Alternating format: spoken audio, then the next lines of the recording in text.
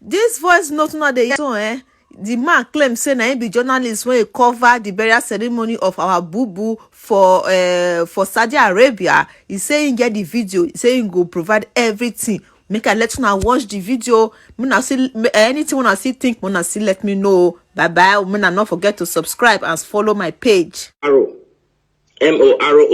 Hello. So the whole scenario is that President Muhammadu Buhari, he died on the 19th of February.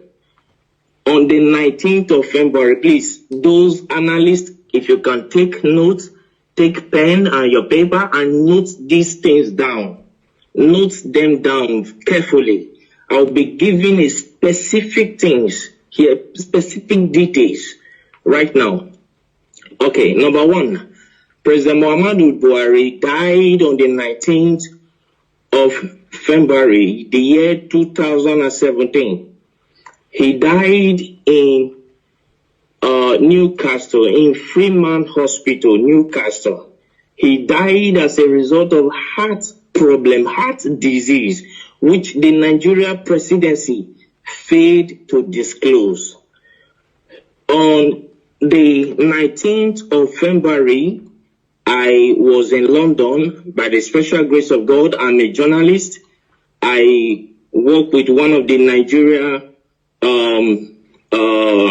broadcasting station and one of the leading Nigeria broadcasting stations. So I covered the event in London.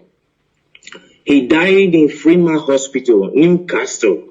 I was there. I covered the event. Then, you know, Muslim, they don't embalm people. So on the 20th of February, he was flew in to Saudi Arabia where he was buried. I was there live and I covered the event where Aisha Buhari put on white attire. I think you are with me. Go ahead.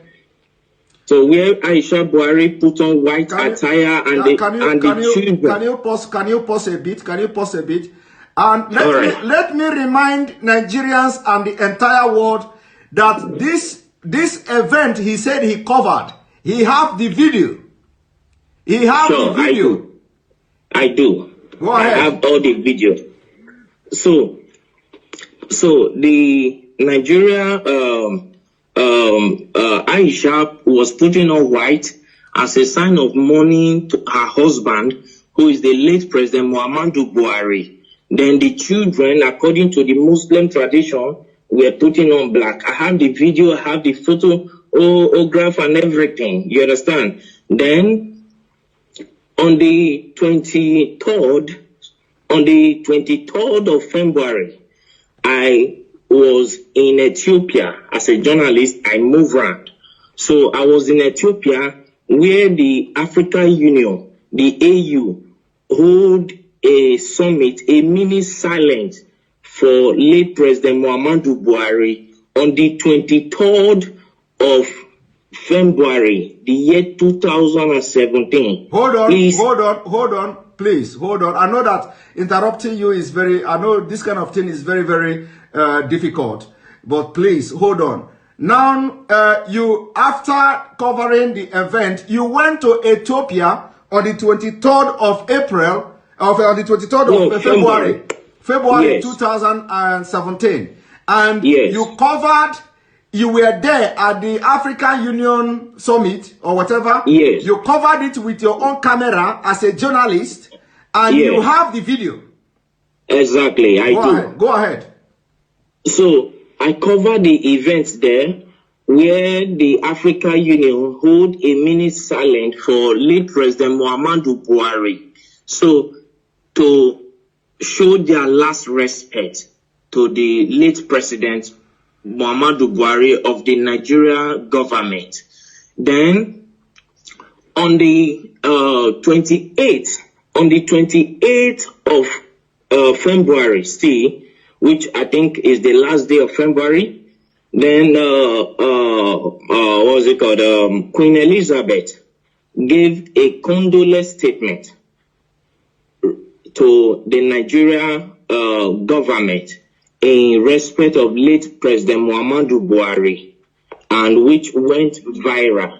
Yes. So all of these, the Nigeria government led by late Abakari and with the cabal swept under the carpet for selfish and greed reasons.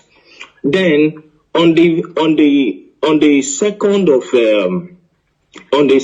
of March, Eric Joyce, the ex-British lawmaker, Eric Joyce, ex-British lawmaker, he issued a statement, that a condolence statement to Nigeria for the loss of her president. Are you with me, sir? Yes. Then they swept it under carpet, and the man got angry and came out to say that President Muhammadu Buhari is dead.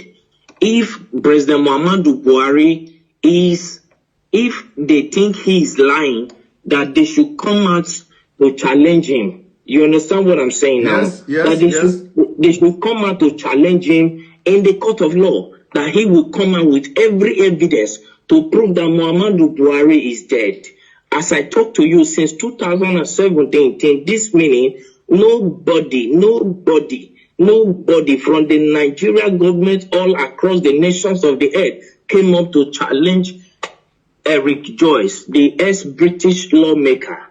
That went by. Then on April 17th, one American journalist by name Mark Smith, he came up to say that the corruption going on in Nigeria is unbearable, that he can only imagine how the Nigerians are surviving in that country, that there is corruption everywhere. You understand? So we just talked over all this. But what actually prompted me to come up to this tonight is, one, the Nigerian youth have been suffering 60 years of independence, 60 years of suffering and smiling, and yet the government is taking them for granted.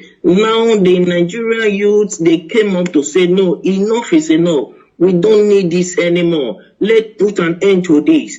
All what they could do was to send the military to fire them. If they think maybe I am lying, let Aisha Buhari, the wife of the late President Buhari, come up to tell me that the imposter parading himself as the Buhari is her husband. If I am lying, okay, hold it there. First of all, I want you to tell me, because you are one of the best journalists, but people don't know. Like I said, you don't need to mention your name.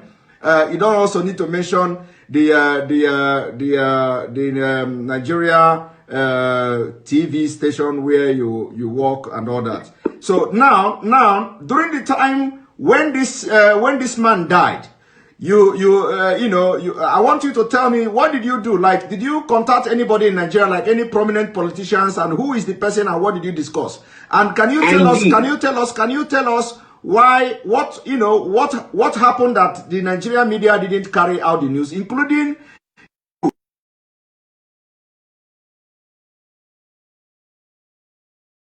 fortunate that Abakari is dead. Abakari did not die of COVID-19. Coronavirus did not kill him. They masterminded his death. That is number one. I have proof for everything I'm saying, because I am a media personnel, and for me to say whatever thing, I know I can prove it anywhere on the earth. You understand what I'm saying? First and foremost, when after that we came to Nigeria and we tried to publish the news. Let me state categorically, I don't want to mention the name of the broadcasting this thing I work with. Don't mention it.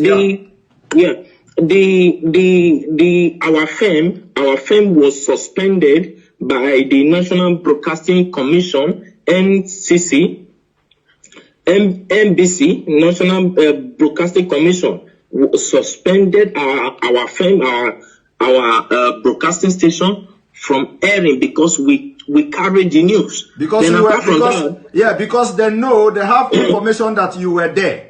You were there, yeah, and you so, followed everything. So when you came to Nigeria, they suspended you from, they suspended your pay. So I'm coming to that, sir. Coming to that, sir. Let's not rush it. Late Abakari called me to Aso Rock. You understand what I'm saying? Yes. So I flew into Abuja to go and see him, and he told me that if I can keep quiet, that my safety to be alive will be guaranteed, and for my generation to come, no, we suffer again as a result of the bribe he was offering me. You understand what I'm saying? Yes. So I told him, accepting bribe is not the problem, but my conscience will judge me till I die. Yes. So I cannot do that. And to God who made me, I'm saying this categorically, and God Almighty is my witness. I did not take a dime from him. So I left. Then I called Bola Tinubu Asiwaju, the Lagos State richest man on earth. Let me use the word. So I called him on his MTN line. I can call the line now, the MTN line that I use in reaching him. I can say it here. The number is 080-622-40104. That is the number I use in calling Bola Tinubu Asiwaju. So I called him on phone to tell him about the development, and he came on to tell me that I should shut up, I should keep quiet, and so many other trash and nonsense that he told me that at the end of the day, I was suspended from my work. You understand? As a journalist. Okay, hold it there. So you called Bola Ahmed Tinubu to tell Tinubu, of course you normally call him too. This is not the first time you are calling him, by the way. We normally communicate. Okay, so you called him on this number you called now, 080-622-40104. Yes. And then he tell you to shut up and tell you a lot of things. He specifically, I can still remember, I still have the record of that conversation. You understand? Because as a journalist, you keep record of things, because years to come you might need it. You understand me? Okay. So I still have the record of that conversation. So when I called him, he told me that Nigeria is not like other countries. That Nigeria hymns of affair revolve and must continue to revolve around the cycle. You understand now? He told me that it must continue to revolve around the cycle, that the system of governance in Nigeria is different from every system of governance in the world, on earth, that in Nigeria transparency is something that they don't toy with, that they try to hide everything, that it's not everything the masses must know. It's not everything the masses, the people of Nigeria must be aware of. Are you getting what I'm saying, sir? Yes, yes. So he told me, and he offered me money too. He offered me a bribe. He said, as long as I kept quiet, then I called the vice president too, Yemi Osibanjo. You called the vice president too? Okay. Yes, I have his contact, but I for security reasons, I wouldn't want to disclose his contact to the public. You understand what I'm saying? Yes, go ahead. If you needed one, I can give it to. No need. Just go ahead. No need. So I called Professor Yemi Osibanjo. I called him. I went to his office to meet him in Aso Rock in Abuja. So when I got there, and I told him, sir, we understood, because I was the one that covered that news. I'm from so place. I introduced myself to him, and he welcomed me. He sat me down. I told him this according to the law that I know, because my father is in Nigeria. You understand me now? My father is in Nigeria. My mother is from the British. Is from England. So I told him that according to the laws that are known in Nigeria, when the president died, the vice president automatically will become the president. You understand? As a way of moving the country forward. He said that the Nigerian government is not run in that system. I said, no, when Goodluck Jonathan was there, that was what happened. When the president died, he was the vice president and he came up to be the president. You understand what I'm saying? And he said, please, for my safety, I should keep quiet and go my way. That the course of things will play out by itself in Nigeria. The reason I got to understand that. Can you pause a little bit, please? I know that this is very difficult, when I'm, pausing you all the time. So, is it that because of the way you have actively trying to air this news was the reason why you were suspended and sacked or something? I wasn't sacked, sir. I was suspended. Okay, you were suspended. Okay. So was it the reason? Was it the reason you were suspended?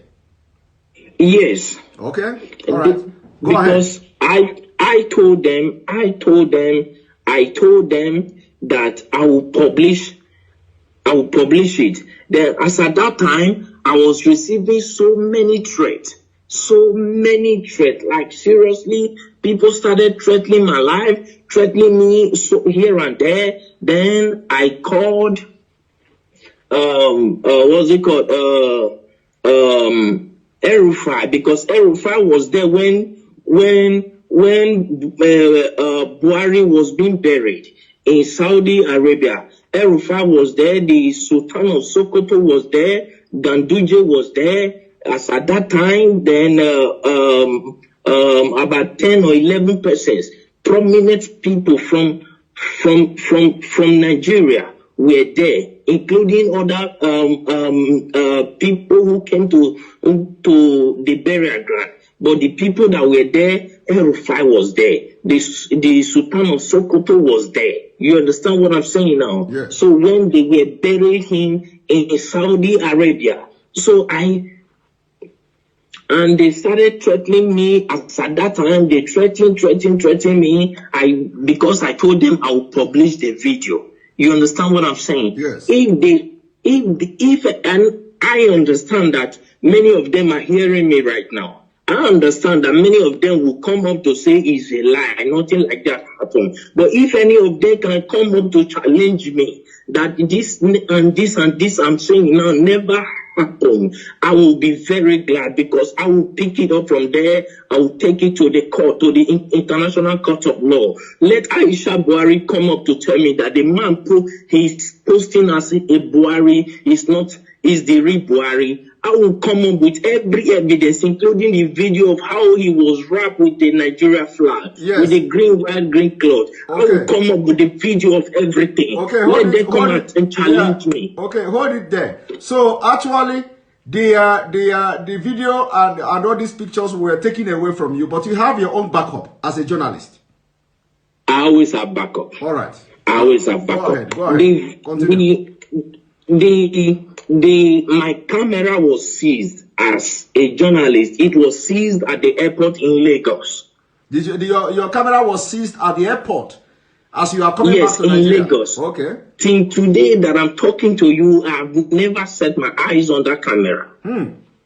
But you have backup. You understand they didn't know that. You know they are Of course, I have all my backup. Even this evening, I was going through the backup. I was playing all of them. I was going through them again. So if they want to debunk this thing, I'm saying that it's a lie. Nothing like that happened. How come the AU, the Africa, our presidents, had a minute silent for them? As at that time, I could remember I called the president of Ghana on this issue. The president of Ghana told me that it is not in their interest that if the people of Nigeria cried out for 30 days. That is when they will take up the case, that the AU will take up the case. As long as nobody has cried out, that it is assumed that they understood what is going on, that in Nigeria is not Ghana. That is what the president of Ghana told me. You understand what I'm saying now? Yeah. I understand that many of them are hearing me right now. Let any one of them come up to challenge me. I went to Ethiopia. I spoke with a prime minister, with one of the lawmakers there, and he told me that it is not in their interest. Then I accused him of being bribed. If not, he would have come up with an action, because he is the secretary of the AU, of the African Union. You understand me now? As at then. Yes, as at that time. So I challenged him. I accused him that they have been offered bribe, and he told me that he has never received any bribe from Nigeria, though many of them are coming with proposal. But whether he later accepted bribe, I don't know. You understand what I'm saying now? But the truth is this: Buhari is long dead in Freeman Hospital in Newcastle in London on the 19th of February, the year 2017. He's dead. Buhari is dead. He was buried in Saudi Arabia. Nobody can tell me that he's still alive. Buhari, that I know, if you look, when Nnamdi Kanu came up, you understand, they said that he's talking rubbish. I have never met Nnamdi Kanu on face to face. He doesn't even know me. He doesn't even know whether I'm fair or black. He doesn't know me. And I've never given him anything. He has never given me anything. You understand now? But the truth is, as a journalist, I swore an oath to stand by the truth at all times. Irrespective of what may be at stake, I swore an oath to God and to humanity. And now you no longer work with this television station, and now because of what is going on in Nigeria, you are ready to shatter the table. If I am not answerable to any Nigerian authority, you understand now? When I was suspended, I was waiting if my suspension would be lifted. I waited for a period of 6 months. My suspension was not lifted. Then I resigned. I sent them my resignation letter. Then I left. I started my own firm by myself. You understand me now? Which I am growing by the special grace of God. You understand what I'm saying now? Then what we do, because a lot of people, of course, a lot of people are demanding that we are not going to discuss here, whether we are going to, how we're going to bring video to start flashing and stuff like that, because we want to be killing them, slowly. So we want to be killing them slowly. It is not going to be boom. So a lot of people are saying we should bring the video, We are not going to respond to that at this point, whether we are going to bring the video or not. But so long as they are following the program, following what we're doing, the videos and evidences will be dropping bit by bit. All right. Thank you very much. The issue is, thank you, sir. Please, I want to say something, sir. Okay, go ahead. Thank you very much. I appreciate you. I appreciate what you are doing, and I appreciate the good people of Nigeria who stood up to say, no, we cannot face this anymore. I appreciate all of you. But one thing we must understand is the spirit of unity has to be strong in the Nigeria youth. You understand what I'm saying? Because any protest that does not last for 30 days cannot draw the attention of the European Union and the African Union. You understand now? Yes. So if I'm saying this to the Nigeria youth, so that they will understand what they are doing. You understand? Because right now, revolution is what is needed. That is why the Nigeria government are doing everything to block everywhere. That is why they paid people to go and shoot. Those are the people, those are the military that Buhari ordered the shooting, and the governor of Lagos State, Sanwo-Olu said that there was, at first I watched him, he said there was nothing like that. Then I called him on the phone. That was day before yesterday. You called someone on the phone. You called someone on the phone the day before yesterday. I have their number. I called him on the phone and I asked him, why are you saying this? It is obvious across the nations of the earth. Why are you saying this? People will come after you. The Nigerian youths that I know there are calm, but when you toy with their simplicity, they will come after you. You understand what I'm saying? Yes. Then I believe that was later when he came up to say that they thought nobody died, but he began to look for possible means to change his mouth. Then I called Bola Asiwaju. Then when I learned that he was in France, I flew into France to go and see him, but I was not allowed to see him in his France mansion. You understand? Then I called him on his phone. His phone was switched off and he couldn't attend to my call. Then I went to his LinkedIn page. Yeah, I went to his LinkedIn page to contact him. And when I contacted him, he told me that he was never the one that ordered the shooting, though he was aware of it. I was asking him, why did you order people to remove that camera? He said he was not the one, that it was the governor, Sanwo-Olu, that ordered them to remove it. That nobody can remove it except the governor signed it. So the governor of Lagos State, he was aware of what will happen. He was aware that soldiers were going there. He let any of them come up to say this is not true, and I will publish the voice notes, the voice recording through LinkedIn that I communicated with Asiwaju Bola Tinubu. You understand what I'm saying tonight? Yes. Thank you very much. You know, some people will be saying, "Oh, this thing is not adding up." You know, sometimes when you are in the field, the way this Nigeria politicians, the way this Nigeria story goes, you know, sometimes it will go up and go down. Some people may not be, you know, getting the point. Some people may not understand, you know, why would you go to France? Why would you do this? You know, but when a journalist who is like, you know, dealing with all these politicians in Nigeria, and you want to be the person to have the first-hand information of whatever that is happening, and especially when you are out of the game, especially from the Nigeria space, and now you want to be, you want to have first-hand information of what is going on. You know, sometimes when something like this happen, of course, you can fly to anywhere just to get the information and get the first-hand information, you know, to have it in your own space. But anyway, sure. I must thank you very much. This is the first time you are talking to anybody about this. Yes. This is the first time ever you are talking to anybody about this. We are going to continue our discussion. It is not going to be online. It is not going to be live.